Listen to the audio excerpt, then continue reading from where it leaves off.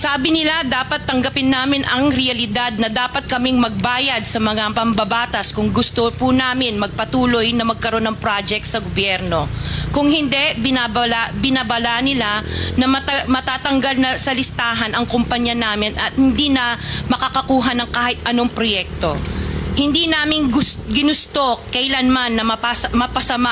mapasama sa ganitong sistema, pero kailangan namin magpatuloy para sa pamilya at mga empleyado namin.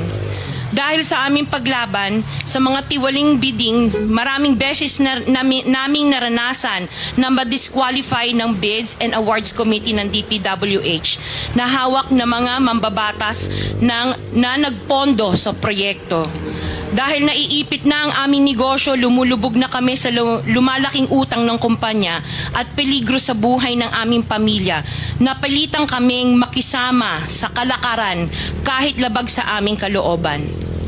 Wala kami magawa dahil kung hindi kami makikisama, gagawa nila ng problema ang project na na-award sa amin sa pamamagitan ng mutual termination o pagkakaroon ng right-of-way problem na parehong nagdudulot ng hindi matuloy ang implementasyon ng mga proyekto.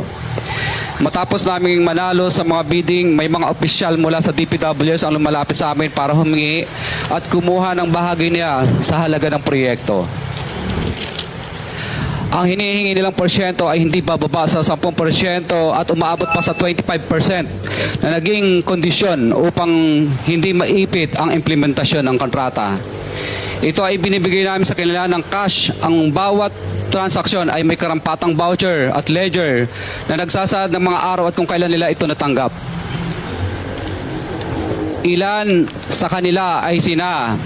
Terence Calatrava, former Undersecretary of Office of the Presidential Assistant of the Visayas of the Philippines, Kong Roman Romulo of Pasig City, Kong Jojo Ang of Uswag Ilonggo Party List, Congressman Patrick Michael Vargas of Quezon City, Kong Juan Carlos Arjo Aitaide of Quezon City, Nicanor Nicky Briones of Aga Party List, Congressman Marcelino Marcy Teodoro of Marikina, Congressman Florida Robes of San Jose del Monte, Bulacan, Congressman Leandro Jesus Madroño of Romblon, Congressman Benjamin Benji Agarao Jr., Congressman Florencio Gabriel Bem Noel of Anwaray Party List, Kong Leo de Ode Tariela of Occidental Mindoro, Congressman Reynan Arrogancia of Quezon Province, Kong Marvin Rillo of Quezon City, Kong Teodoro Haresco of Aklan, Kong Antonieta Yudela of Zamboanga, Sibugay, Kong Dean Asisio of Caloocan, Kong Marivic Pilar of Quezon